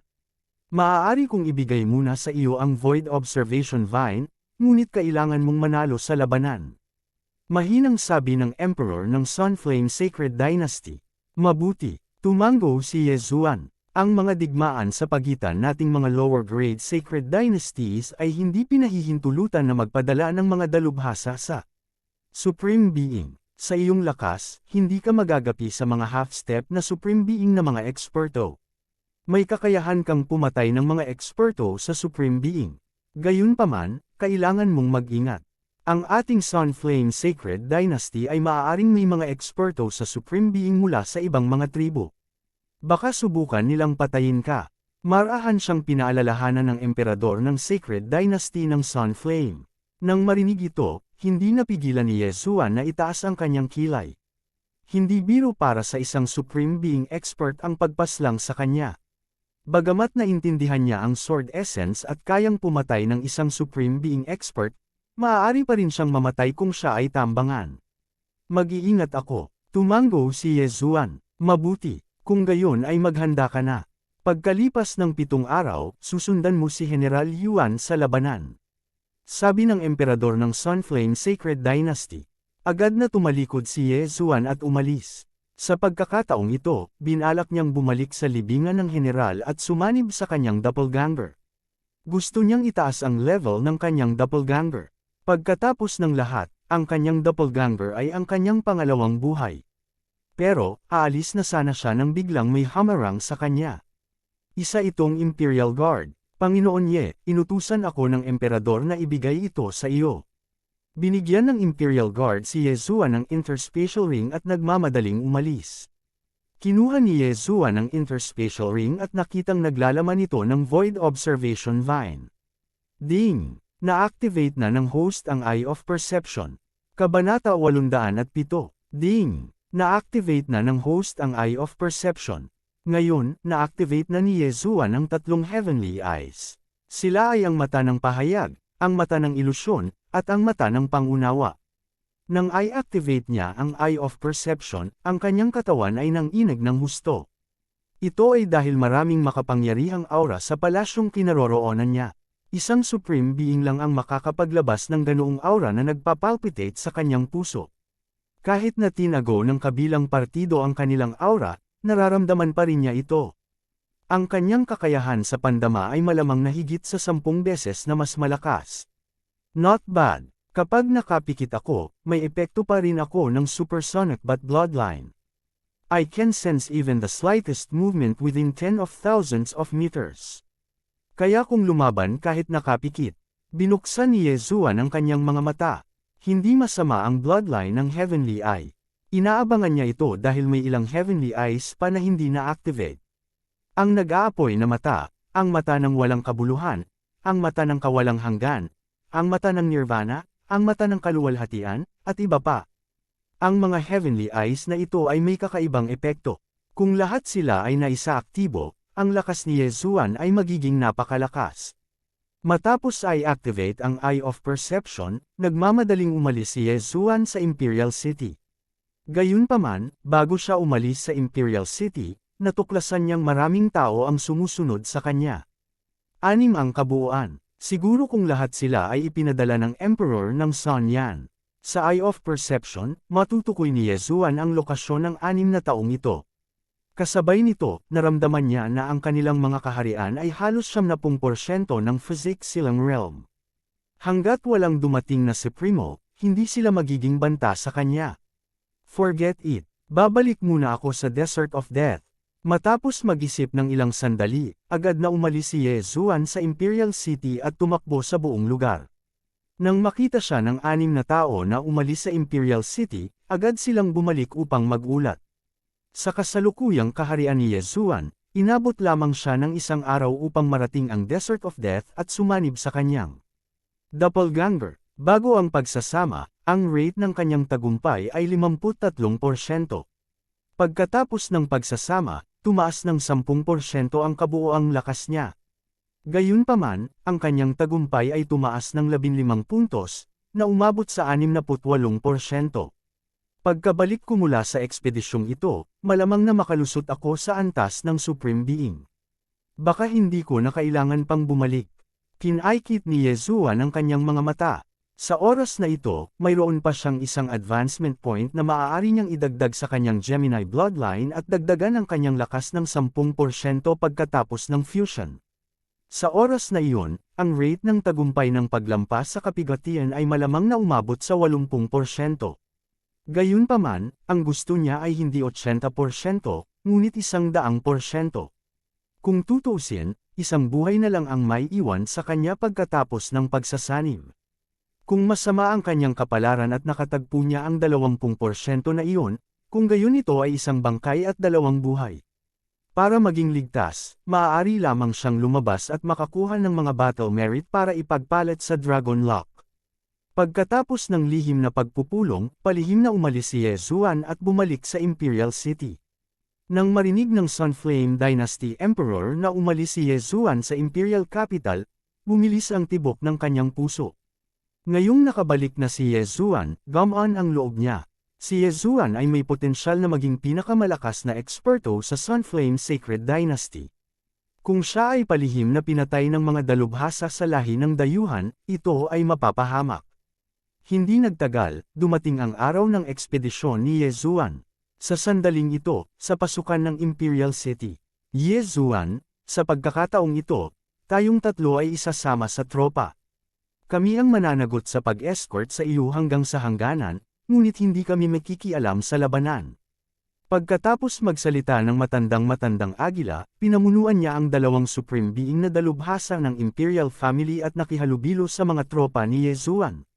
Medyo nabigla si Yezuan dahil tatlong eksperto ito sa supreme being. Sapat na yun para patunayan na lubos siyang pinahahalagahan ng Sunflame Dynasty Emperor. Sa pagkakataong ito, maliban kay Yezuan, may ilan pang mga general. Bagamat hindi malakas ang kanilang lakas, mas mahusay sila kaysa kay Yezuan pagdating sa pag-aayos ng mga tropa. Kasabay nito, dumating din ang Sixth Prince para paalisan si Yezuan. Nang sumali si Yezuan sa Sixth Prince's residence, siya ay 65% physique silang lamang. Ngayon, ang kanyang lakas ay hindi matatalo sa mga eksperto sa half-step Supreme Being. Siya ay may lakas na pumatay ng isang half-step Supreme Being. Sa lalong madaling panahon, ang pangkat ng ekspedisyon ay umalis sa Imperial Capital at tumungo sa hangganan ng napakabilis. On the way, nakasalubong nila ang Sunflame Army, kaya medyo mabagal ang kanilang takbo. Sa bilis na ito, aabutin sila ng halos isang buwan bago makarating sa hangganan. Gayunpaman, walang ibang paraan. Kung tutuusin, kailangan niyang dalhin ang iba. Dati, wala silang nararanasan na problema. Kung tutuusin, napakalaki ng Sunflame Army kaya hindi nang ahas na lapitan sila ng mga bandido. Gayunpaman, noong ika-15 ng gabi pagkaalis ni Yezuan sa Imperial Capital, ang Sunflame Army ay nagpapahinga sa kampo. Si Yezuan ay nag-iiho ng karne. May ilang general sa paligid niya. Silang tatlo naman ay nagtatago. Sa sandaling ito, itinaas ni Yezuan ang kanyang kilay. General Ye, anong problema? Nagtatakang tanong ng isang general. Sa sandaling ito, sa loob ng saklaw ng perception ni Yezuan, tatlong figure ang palihim na pumasok. Napakalakas ng mga aura nila. Tatlo silang Supreme Being Expert. Dinilat ni Yezuan ang kanyang mga mata at agad na sumigaw. Senior Eagle Eye, tatlong Supreme Being Expert ang lumalapit. Nasa kagubatan sila sa likod ko. Ano? Nang marinig ito ni Consecrator Liang at ng dalawa pang tao na nasa iisang tolda, nagulat din sila sandali dahil hindi nila naramdaman ang aura ng kalaban. Gayunpaman, hindi ordinaryong tao si Yezuan, kaya pinili nilang paniwalaan siya.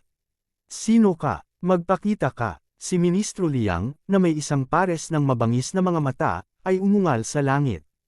Nagkatinginan ang tatlong tao sa kagubatan. Sumigaw ang pinunong nakaitim na roba, huwag mong pakialaman ang maliliit na fries na iyon. Patayin mo muna ang lalaking iyon. Pumunta ka. Sa susunod na sandali, ang tatlong figure ay nagmamadaling lumabas ng kagubatan. Kasabay nito, inilantad nila ang kanilang mga aura at pinuntirya ng Eagle Eye at ng dalawa pang general. Tatlo laban sa tatlo, tama lang. Nagsimulang lumaban ang 6 na Supreme Being Expert.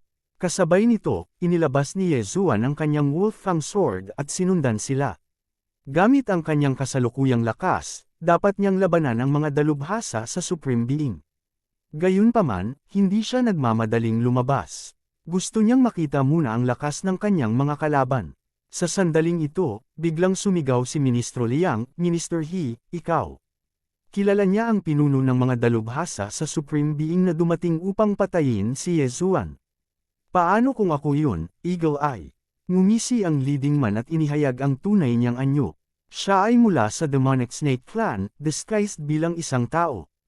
Kahit na mahirap ayusin ang sovereign golden body of a Supreme Being Expert, maraming mabubuting gamot sa treasury ng Sunflame Sacred Dynasty. Ito ay medyo madali upang ayusin ang isang sirang pinky bone. Gayunpaman, hindi alam kung sino ang nag-leak ng balita.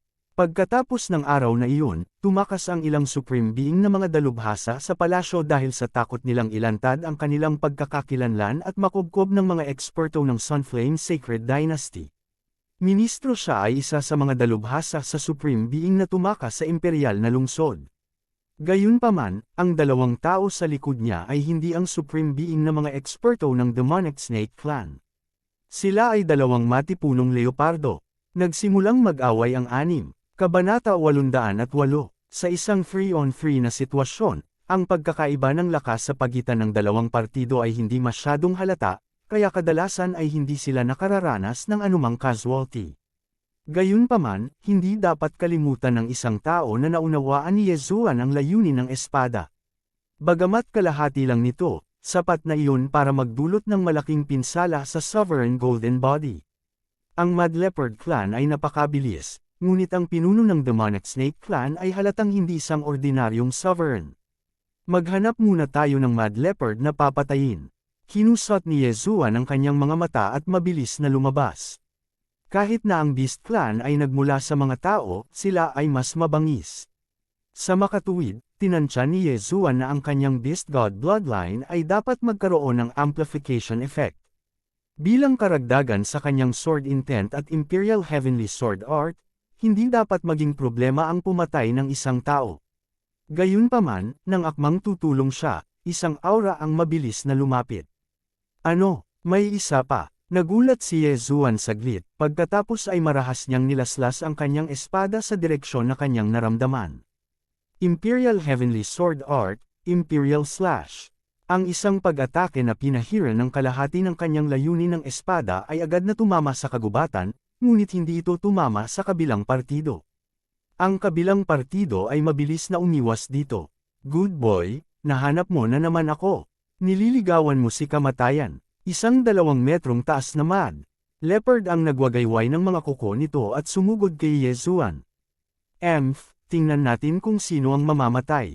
Malamig na ngumuso si Yezuan at hinarap ito ng direkta. Siya, na nasa 80% lamang ng kanyang Emperor Will Seal, ay mayroon ng 100% ng kanyang Emperor Will Seal.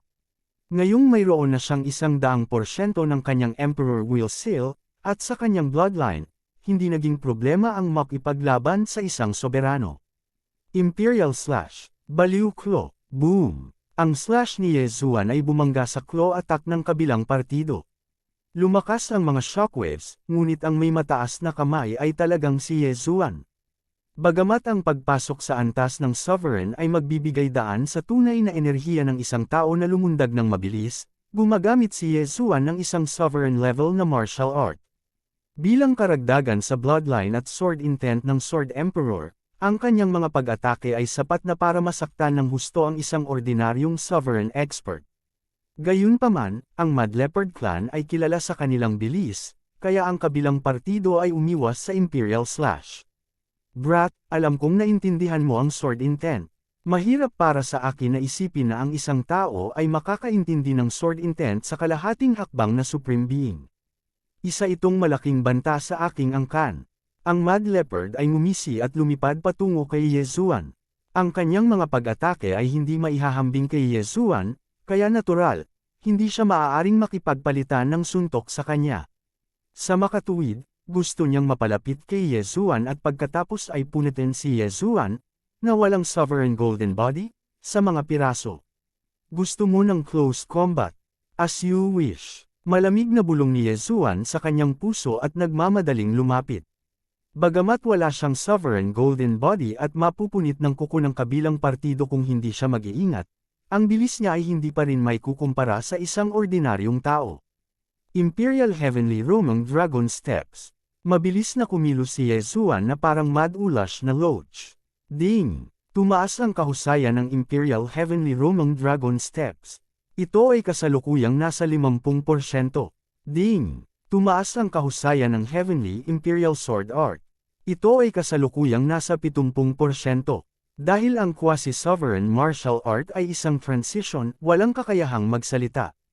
Gayunpaman, lumitaw muli ang sovereign martial art.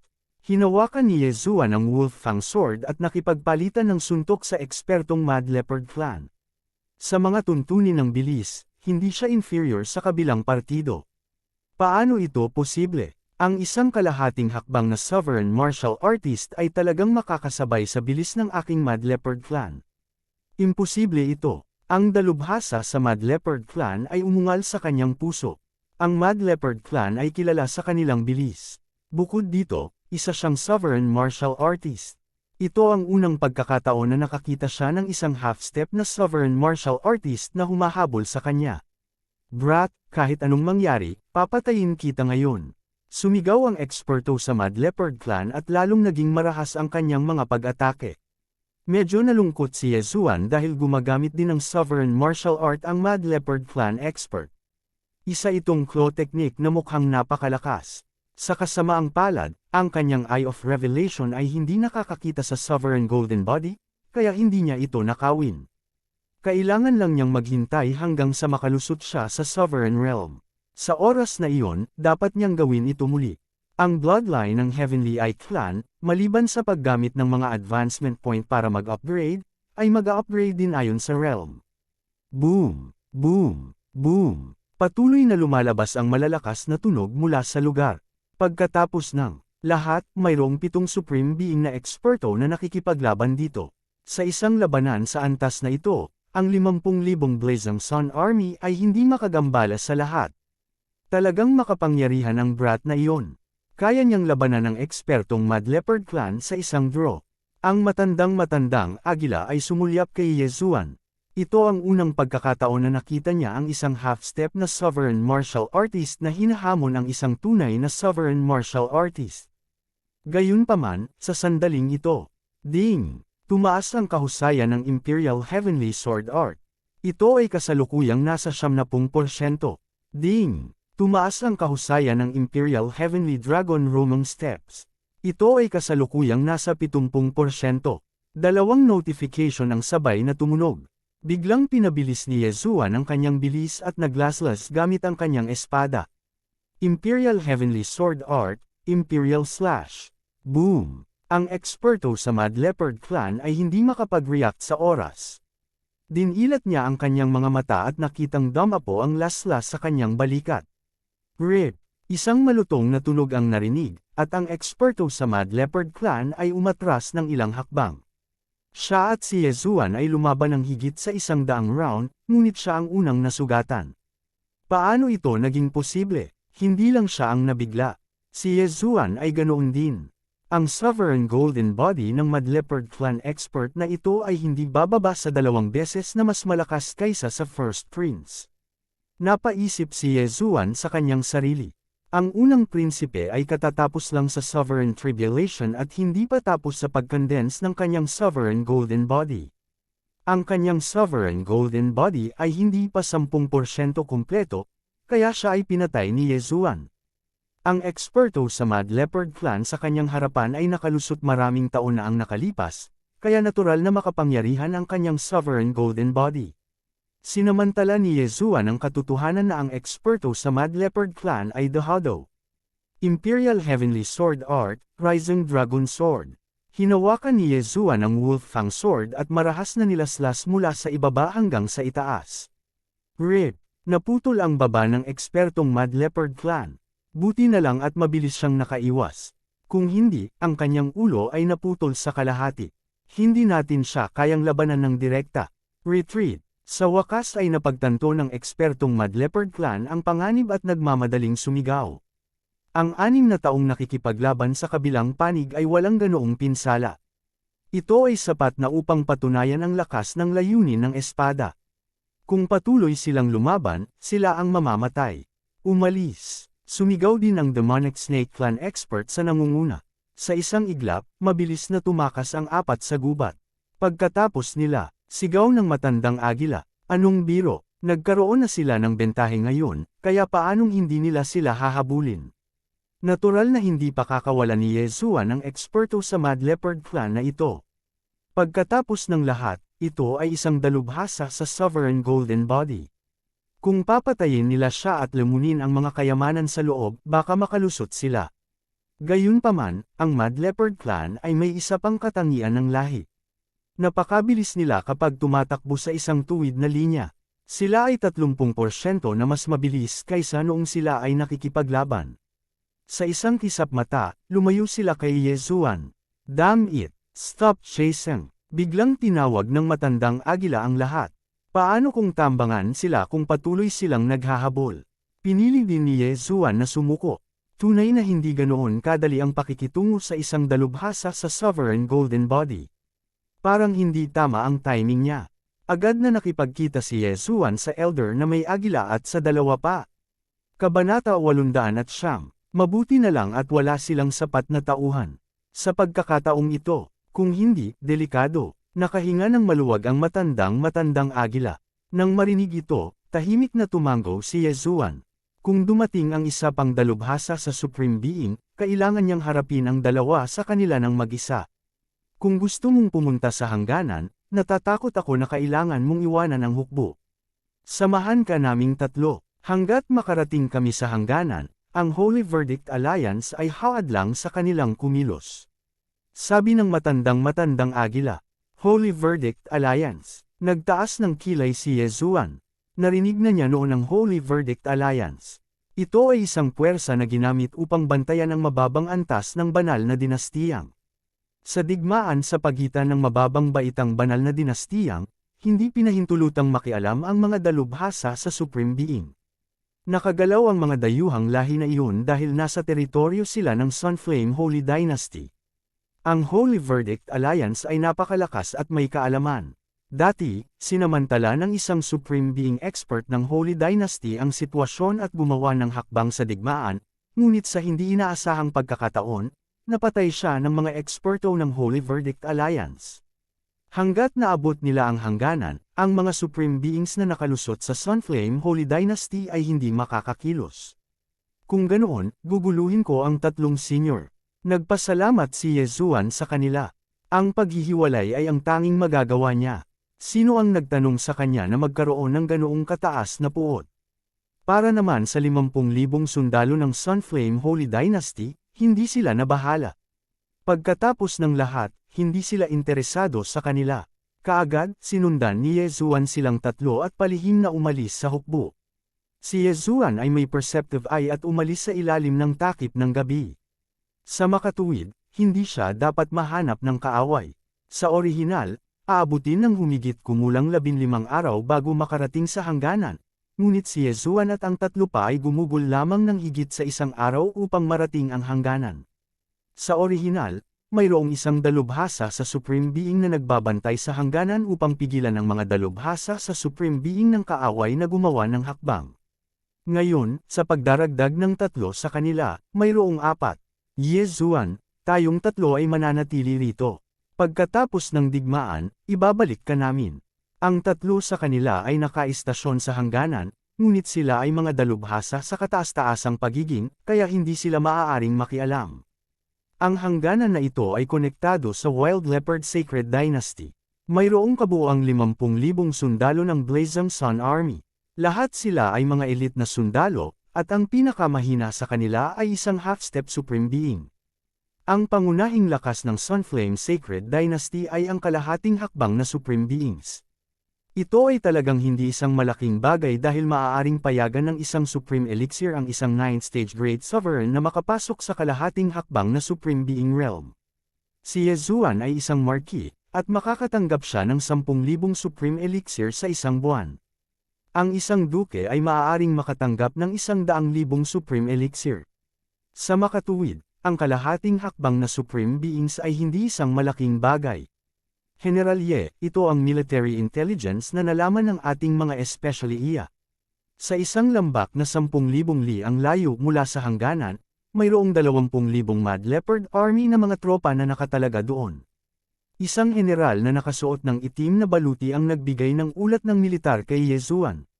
Sumulyap si Ye Zuan at sinabing casual, 3 half-step na Supreme Martial Artist lang na may 100% physique seal cultivation. Ako na mismo ang haharap sa kanila.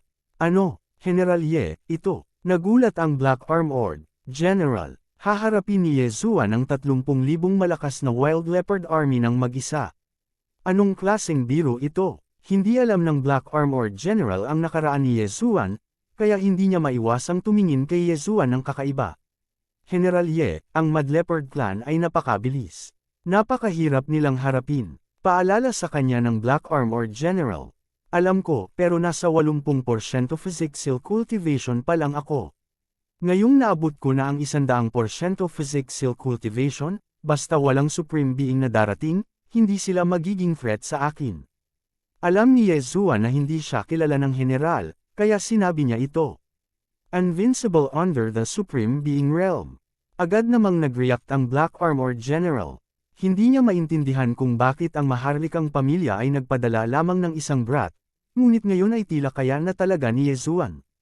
Hindi magagapi sa ilalim ng supreme being na kaharian, maaari niyang ganap na mamuno sa isang digmaan. Kaagad, umalis si Yezuan sa hangganan at sinundan ng intelligence ng militar. Gabi pa noon, at bagay na bagay para sa patayan. Madilim ang gabi at malakas ang hangin. Ito ay isang gabi para sa pagpatay. Ngayong gabi, magkakaroon ng mga ilog ng dugo at libu-libong bangkay na nakahandusay sa lupa. Matapos tumakbo ng ilang sandali, naramdaman ni Yezuan ang isang malaking aura. Ito ay ang aura ng 30,000 Mad Leopard Soldiers. Ang 30,000 Mad Leopard Soldiers ay pinangunahan ng 3 half-step Supreme Beings na may 100% physical cultivation. Hindi alam ni Yezuan kung gaano karaming merito ang makukuha niya kung papatayin niya silang lahat. Anyway, kailangan lang niyang patayin silang lahat. Tahimik na sumilip si Yezuan at nagtago sa likod ng isang puno. Kinusat-kusot niya ang kanyang mga mata at nakitang maraming baliw na kawal ng leopard sa libo-libo. Kung ang tunay na supreme beings ay hindi makakasali sa labanan, kung gayon ako ay hindi matatalo. Direktang kinuha ni Yezuan ang kanyang dragon-patterned golden armor at sinisingil. Bagamat siya ay lubos na tiwala, mas mabuti na maging ligtas. Pagkatapos ng lahat, wala siyang supreme being golden body, tanging dragon-patterned golden armor. Noong 1,000 metro na lang ang layo niya, itinaas ni Yezuan ang kanyang kamay at ginamit ang Sword Emperor Slash sa Mad Leopard Soldiers na nasa harapan niya. Ang Sword Emperor Slash, na naglalaman ng Sword Intent, ay napakalakas. Nabasag ito sa hangin na parang bulalakaw na dumaraan. Swish! Swish! Swish! Ang Sword Emperor Slash ay gumalaw sa isang tuwid na linya, na kumitil sa buhay ng libu-libong Mad Leopard Soldiers. Ang Sword Emperor Slash lang ang appetizer. Pagkatapos nito, hindi na mabilang na mga Sword Emperor Slashes ang umatake sa Mad Leopard Soldiers. Tumayo si Yezuan 1,000 metro ang layo at walang humpay na umatake. Sa isang segundo lang, mahigit 10,000 Mad Leopard Soldiers ang bumagsak. Ano? Ang 3 eksperto sa physical na namumuno sa Mad Leopard Soldiers ay nabigla nang makita ang mga bangkay. Kanina lang, kumakain pa sila, pero ngayon ay bigla na lang silang nahati. Bumulwak ang dugo ng loko.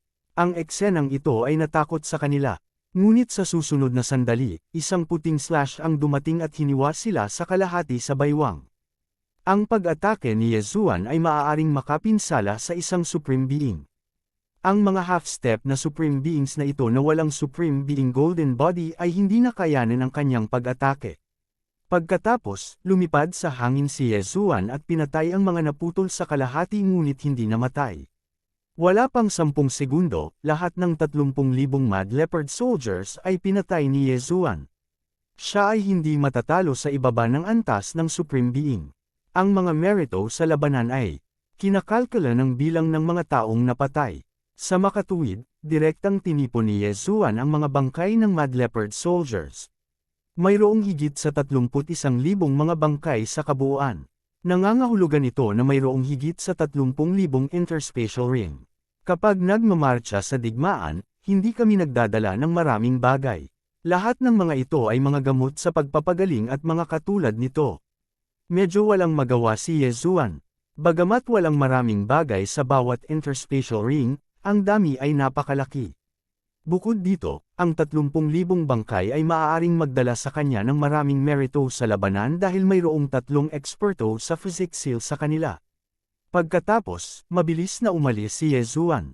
Nang bumalik siya sa hangganan, nagulat ang lahat dahil parang umalis si Yezuan wala pang 5 minuto ang nakalipas. Baka biglang nagbago ang isip ni Yezuan. Ngunit nang ilabas ni Yezuan ang high-grade interspatial ring na naglalaman ng 30,000 bangkay, nagulat ang lahat.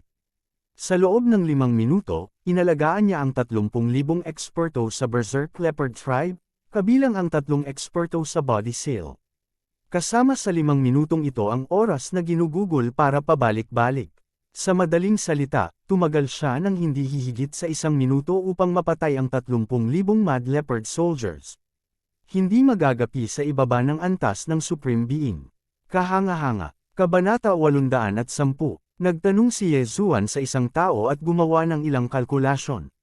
Matapos ipagpalit ang Draconic Clock at pinuhin ito sa Imperial Heavenly Tyrant Body, tinansya niya na maaari lamang niyang dagdagan ang kanyang pagkakataong maipasa ang kapigatian sa 60%. Kung idinagdag niya ang clone at ang advancement point, ito ay nasa 70%. Kaya, tinansya niya na kailangan niyang gawin ito ng 1 o 2 beses pa. Siyempre, mas maganda kung hindi niya gagamitin ang advancement point. Kung tutuusin, bihira siyang mag-merge sa kanyang clone, kaya hindi sulit na mag-aksaya ng isang advancement point. Sa madaling salita, bago siya sumanib sa kanyang clone, kailangan niyang taasan ang kanyang mga pagkakataong makapasa sa kapigatian sa 80%. Nang sumanib siya sa kanyang clone, tumaas ng 10% ang kanyang lakas at tumaas ng 15%. Gayunpaman, habang ang kanyang lakas ay tumaas, ang 10% na pagtaas ay higit pa kaysa sa dati, kaya ang kanyang mga pagkakataon na makapasa sa kapigatian ay humigit kumulang 80%. Ang hukbong iyon ay pinabalik ng mga scout ng Sunflame Army. Si Yezuan, na sabik na malampasan ang kapigatian, ay nagpasya na personal na pumunta sa pagkakataong ito. Hanggat nakatagpo niya ang Mad Leopard Tribe, papatay siya ng walang awa. Umalis muli si Yezuan sa hangganan at nagsimulang gumala. Napakabilis ng kanyang bilis na hanggat may nakasalubong siyang buhay na nilalang, hindi ito makakatakas sa kanyang Eye of Perception.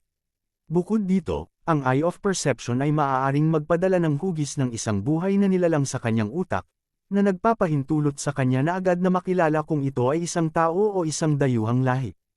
Ang Sunflame Sacred Dynasty at ang Mad Leopard Sacred Dynasty ay may hangganan sa isa't isa, at sa pagitan ng dalawang hangganan ay isang hindi inaangkin na lupain. Mabilis na lumipat si Yezuan sa hindi inaangkin na lupain ito. Ang ikinagulat niya ay matapos maghanap ng isang buong gabi, wala siyang nakitang pangalawang Mad Leopard Army. Ilang scouts lang ng Mad Leopard Tribe ang nakasalubong niya. Hindi ko akalain na wala ng ibang hukbo na nakatalaga dito. Dahil iyon ang kaso, sasalakayin ko ang lungsod. Biglang nagkaroon ng inspirasyon si Yezuan. Dahil hindi niya mahanap ang mga ito, siya mismo ang aatake sa kanila at lalagpasan ang buong hangganan. Kaagad, sumugod siya patungo sa hangganan ng Mad Leopard Tribe. Sa kanyang lakas, hindi siya magagapi sa ibaba ng antas ng Supreme Being, kaya niyang manguna sa isang labanan ng mag-isa.